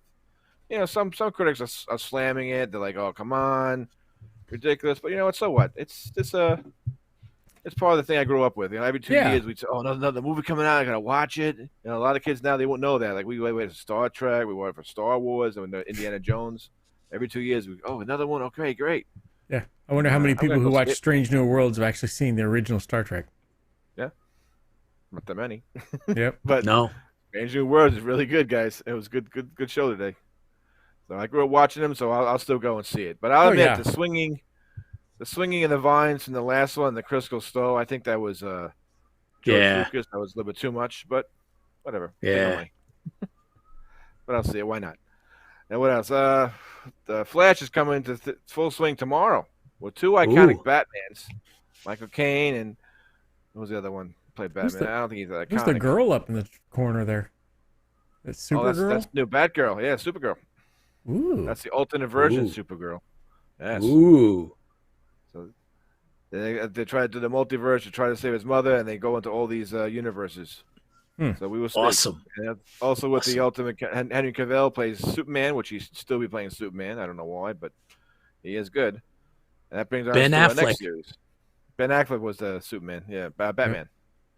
Batman. Yeah, okay, I can see him playing better than Clooney. I'd rather see Affleck than Clooney on there, so I'm happy with that choice. DC. And The Witcher season 3. And I don't see Henry Cavill in all these last roles he's doing. The Witcher season 3 will be on Netflix June 29th, and Volume 2 on July 27th. Is that Cavill in it? That's his last season as The Witcher, and the next one is the Australian guy. Because he's got to go over to. He's got to go to Warhammer. Okay. Yeah, baby. Fight for the Imperium. Let's go. Yes, and he actually plays the game too. Yes, the Salamanders. I think that's one of they just had the Grey Knights and the Salamanders. I think we saw something online about him painting. Chapters. It was he had something Yeah, online about him. Yeah. His secret nerd. He actually paints figurines. Yeah. And he The talks about what Salamanders he uses. and the Grey Knights. It's a great hobby, guys. Painting figures. I paint 25 millimeter war military figures now. So spray paint. That's pretty good. And if you can't get enough of your kaiju, well, me neither. Netflix Skull Island premieres June 22nd. This anime series will be all about the other monsters on Skull Island, besides King Kong. So that's pretty good. One of my minions is looking at me right now. Yeah, we'll watch it. Excellent. Excellent. Kaiju, huh? Yeah, more time boy, to fight that looks good. Control. Yeah, it looks pretty good. Skull Island. That looks good. Anime show there. So that's what's good. Cool. And critics are saying this next upcoming series is Marvel's Andor. Well, it depends on how you feel about Andor. But I'm looking forward to the series. June 21st on Disney. Marvel Secret Invasion series drops. I thought Andor was pretty good. Season 2 is going to be delayed, but I thought it was really good. The last couple of episodes really picked up, so I enjoyed that. And Nick Fury and all the crew from the Avengers are going to be fighting the Skrulls. If you read comic books, the Skrulls are an alien race that take on human form and try to take over the Earth. The series looks pretty good. So Sounds like they live. Yeah, I've come to chew bubblegum. Kick Yeah, ass. same concept. Same concept. Alien comes, he sees them, he finds out, he fights them, and they win. Darn. Oh, always. The bad guy never gets to win. I mean, come on. Well, come on. Hey, the bad guys, it's a broad perspective, but you get picked on, you're a poor machine, and you're being kicked around, and That's right. you want to be free, and you want to fight, and it's not always the victors. Poor Cylons, That's right. Stormtroopers. That's right. So, and today was Strange New Worlds, which is a really good show. It didn't disappoint. I enjoyed it. Gotta watch it. Points. Wait till Cool. you see the Klingon D2 battle cruiser. Ooh. Nice. Always go for the bad guy. Cool. Katinga. New season. And look out for a new season. Black Mirror is out, and Outlander come out this week. And if you're in the DC area, guys, stop out the Interfleet Broadcasting booth. Get yourself a card, see all the good actors, and enjoy yourself. Oh yeah. We'll have a good time. By the way, Yep. Alfred said that Cavill is a big Custodes fan. Well, get a load of this. That's beautiful. There's my Custodes, man. Wow. Look at that. I'm sure you didn't paint that. Look at that. You didn't paint that. Look at that. Look at the detail on that guy. That guy's you awesome, did man. not paint that. Look at how cool that. Stop saying you're repeating yourself. Stop it. You did not paint that. Man. That is so freaking cool. Wow. Isn't that cool? You did not paint that. Woo. Hey, I think I mentioned this, Yeah, but baby. I don't think you painted that. Stop it. Hey, Isn't Pete, that did you cool? paint that? The Custodes. I want to see you paint your Lucifer. I want to see you paint Lucifer, and it would be cool if you recorded some of it and then played it back because it'll be so cool. 40K, baby. 40K. The Custodes. Yes, he plays the Custodes. Cavill does, but supposedly his two favorite chapters, from what I was told and what I read quickly, was he is a really big fan of the Grey Knights and the Salamanders. So go figure. All I heard was blah, blah, blah, blah, blah. Whatever. Get with the program. Get with the program. By the way, so Alfred, thanks for joining us live. Mike DeBoone is on, of course. And Yeti looking thing here. Yeah, just Paul, of course, just making sure we give the shout outs to those that jump on. As I'm trying to, as I spot you guys, I know that you're both on the YouTube and Facebook and.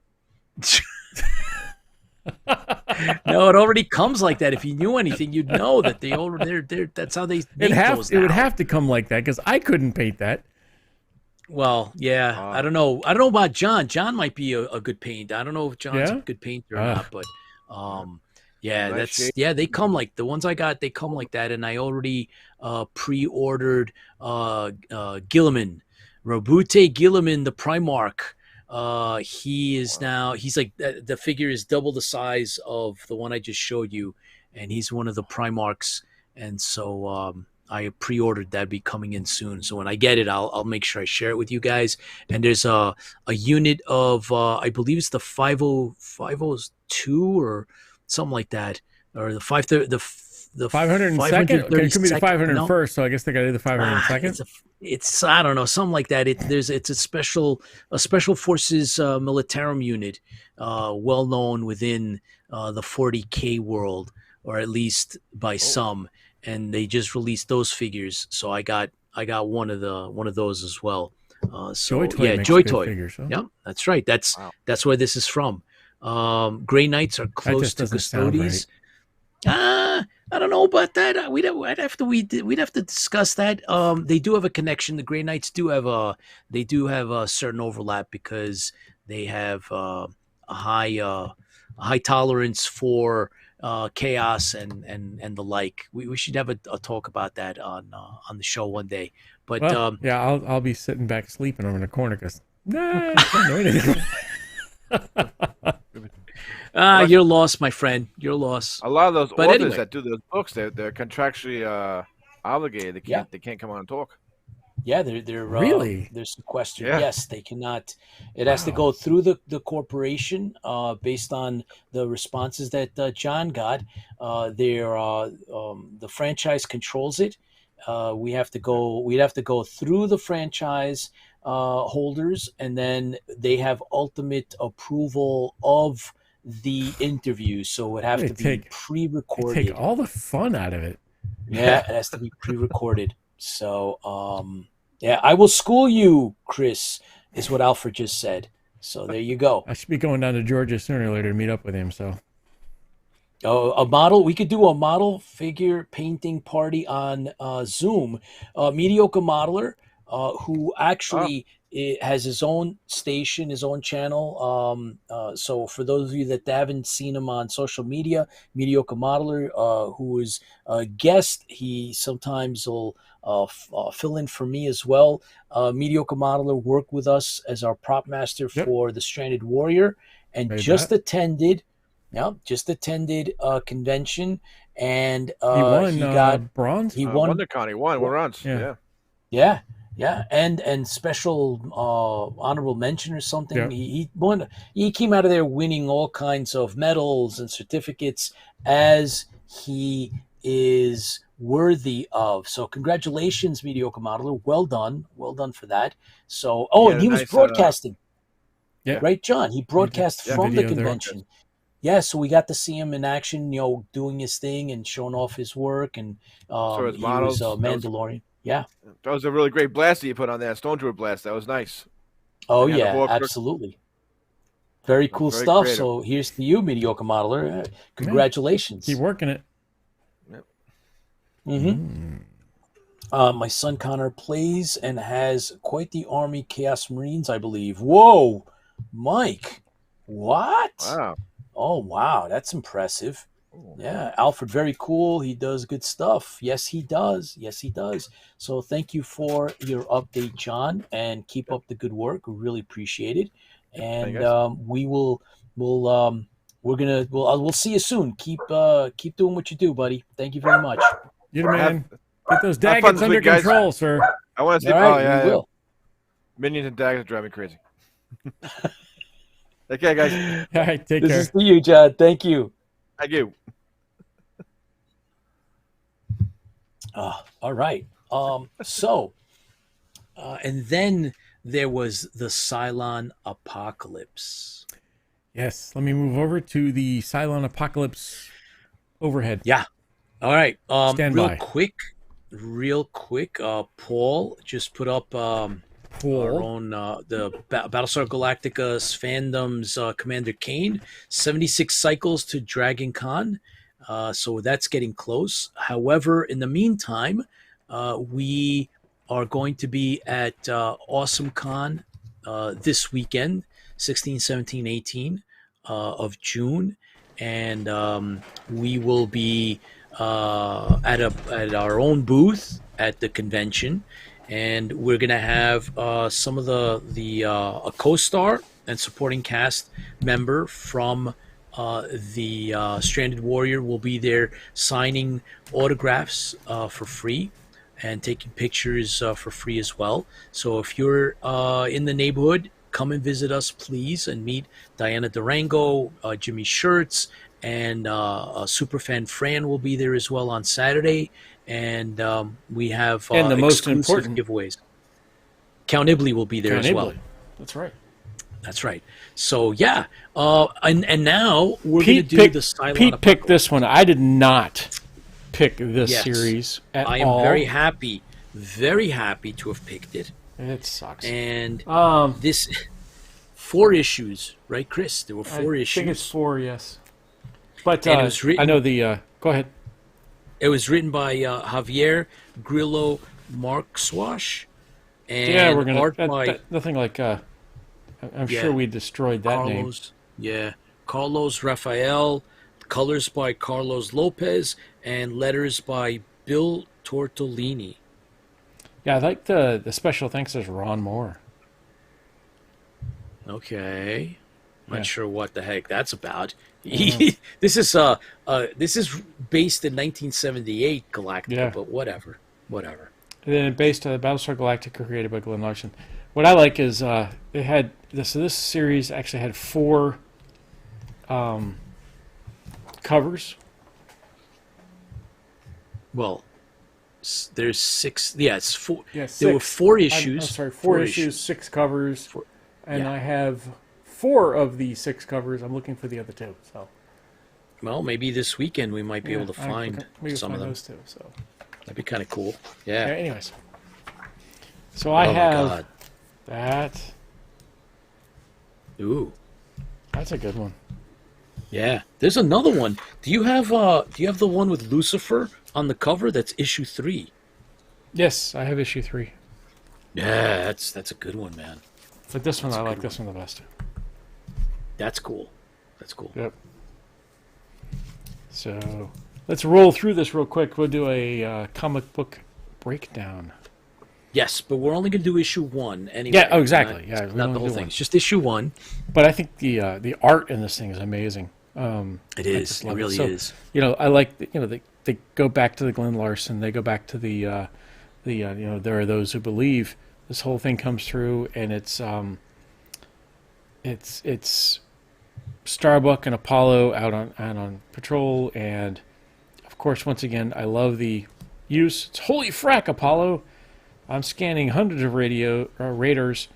Stow that chapter start. I think I feel like it's because you get the idea that it's radio traffic because it has this little what do you call it, the points around it. It kind of gives you a The instead bubble. of just a regular bubble. It's just got a points around it. I kind of like it. Gives you an idea that it's so. That's a horrible picture. Ooh. That's horrible. Oh my God! It's like a new age base star, and it gets blown up by raiders. It looks Yeah. like raiders are blowing it up. Yeah, What's up so- with that? So yeah, Oh, so perfect. it's I love it Civil sucks. War. So you know, it's them talking back and forth. It goes Apollo and Starbuck and Apollo, Starbuck, Apollo, Starbuck.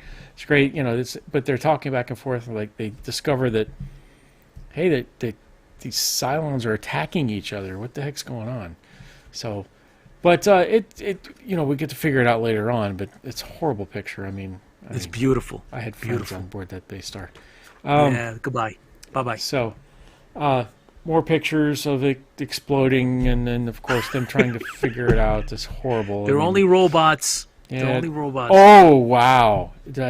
I feel yeah. Okay, they're only robots. Only robots. Whatever.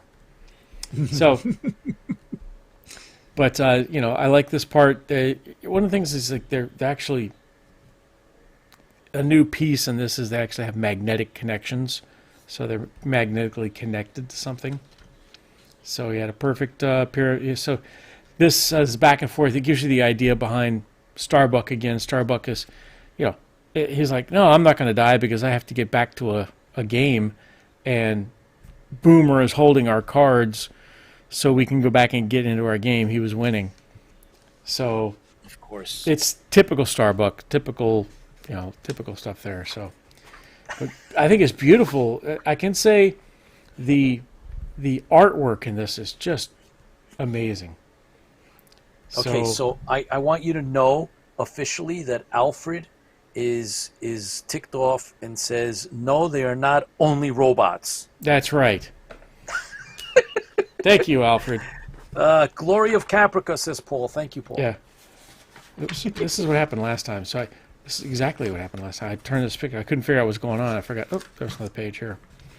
So they zip back to the Galactica, and they're talking about, hey, we intercepted a transmission from the what they believe is coming from the black hole that they're going by. So they pick up this transmission, and it happens to be Teddy Roosevelt. Oh, nice. Teddy Roosevelt or Delano Roosevelt? Yeah, Delano. No, that's Teddy Roosevelt, right? It's Is it? Teddy. Okay. Yeah, it's Teddy. Is it? Yeah, that's Teddy. Right, that's Teddy. Okay. Big old mustache. Yeah. Yeah. So, you know, like, hey, we want to know what you think about it, and then, you know, this is back and forth on the Galactica of, you know, could year it is come that? from there? What? year is it? 1939.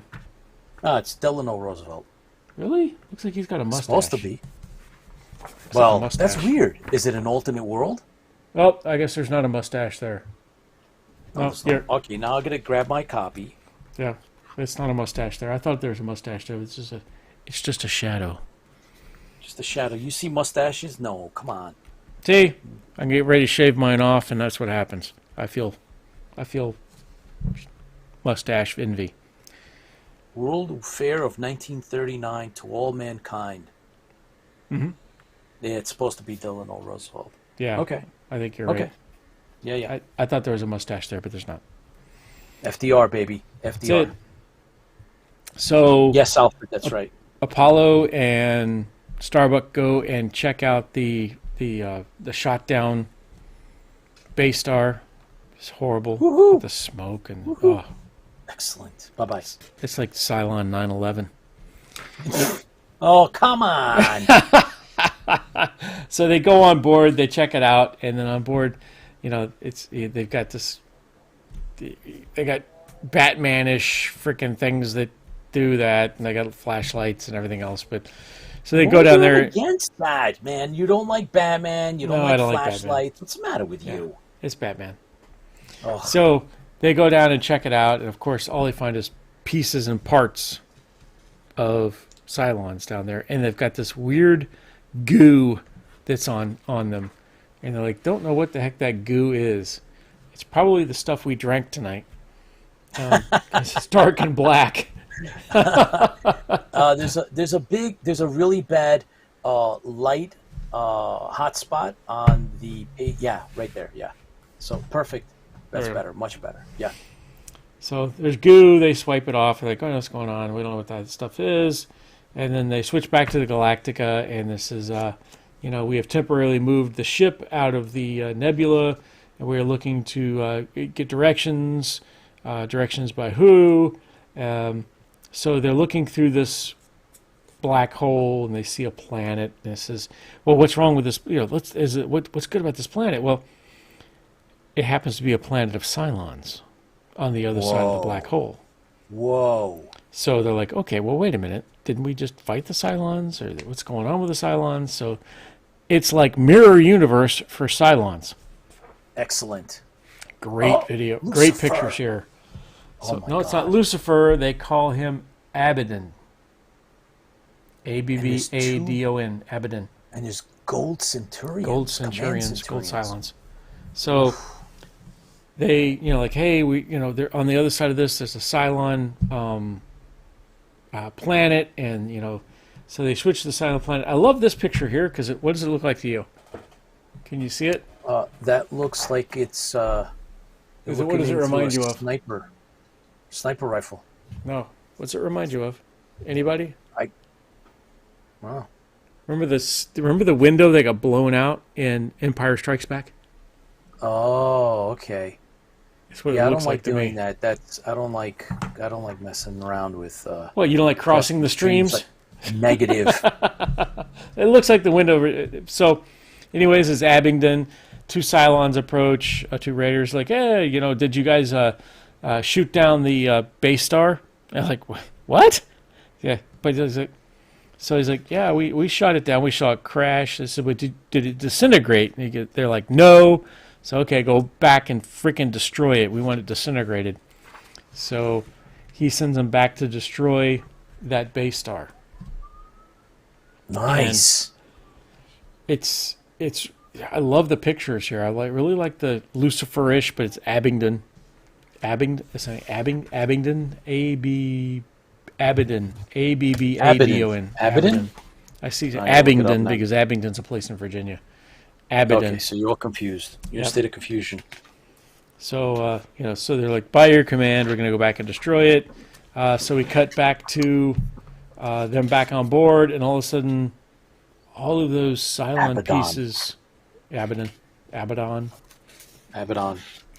all these pieces come back together. Whoa. So they come back together, cool. into one big, weird-looking creature. So Cool. they escape it. Move it to the left. They escape it. I gotta get a better light over there. They escape it, and you know, but the other Cylons destroy it. So, but they escape and head back. But I love this piece here. It says engage stealth pursuit protocol. Engage stealth pursuit protocol. So they're followed back to the fleet. Oh so no! They follow back to the fleet, and they get, you know, it's going to be another battle. I'm confused. Another great picture. Who's that? Who do you Who's think that? it is? Father. I don't know. Father, I have a security camera visual. Uh-oh. Father. What can you see on it? Father. Oh, stop. It's Athena. Father? Just keep It's going, Athena. man. It's okay. It's Stop Athena. it now. It's Athena. Oh, my It's God. it's You're Athena. now all messed up. Dave, Frank Corse's artwork is Athena. amazing. Absolutely. Yeah, the artwork in this is amazing. And so they're like, oh, what's going on? You know, we have a hull breach. What's going on? And, dude, the Cylons from the other side, I guess is your mirror universe Cylons, have come on board and have now Infiltrated. infiltrated the Galactica. Beautiful pictures, but I love this one is here. They got little rockets on the back. They've cut a hole in the side of Galactica and they're going in.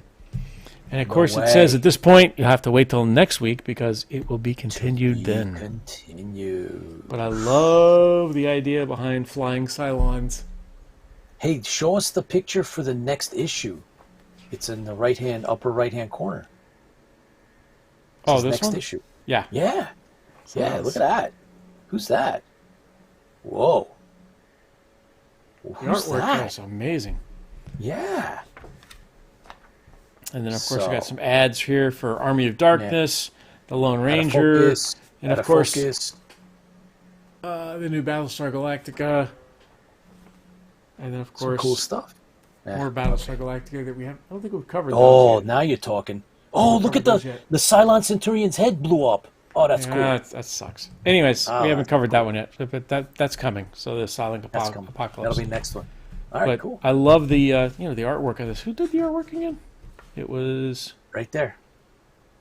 colors Carlos Rafael Yeah. on that one. This one was Dan Levigi.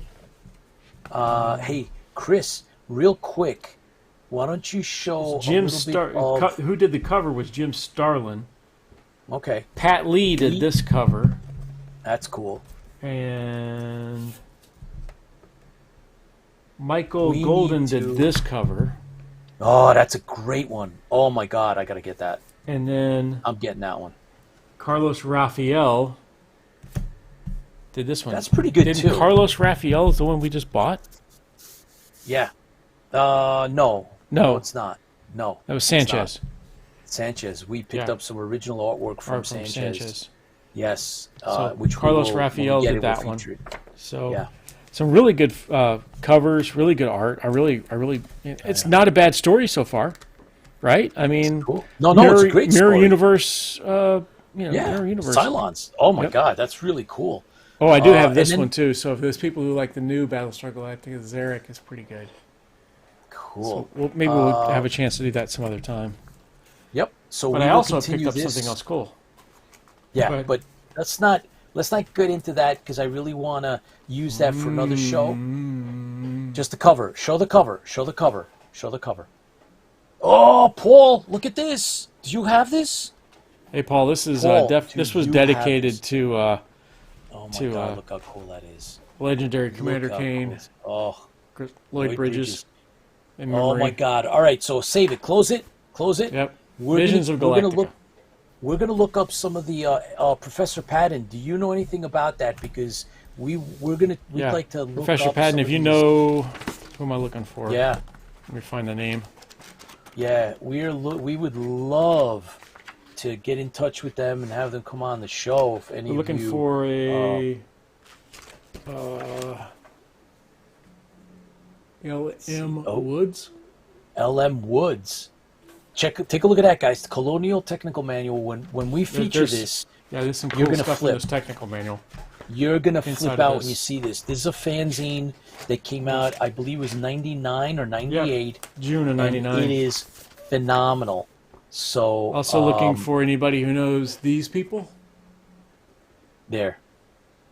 Rick So Paraguay. Rick Paraguay, Greg McCossie, Mary Warren, Worky, Jim Jim Loring, Loring. Deborah What's Jim Loring ring a Foster, bell? Ellen Woods, Deborah Forrester. Stressman, Yep. Patricia Foss. Yeah, let's see. We can. Yeah, Ellen Woods is the same person who did the other piece we're looking for. So, some great artwork in here. We'll pull it up again. What? I remember Rick used to moderate a mailing list I was on. Of course, Professor. See if you could help us out with Reaching out to those people and catch them. Really appreciate it. So we're gonna close out, of course, our show tonight, guys. We thank all of you for tuning in. Very much appreciated. This weekend is Awesomecon in Washington, D.C. We have a booth there, and if you're going to be around, please stop in.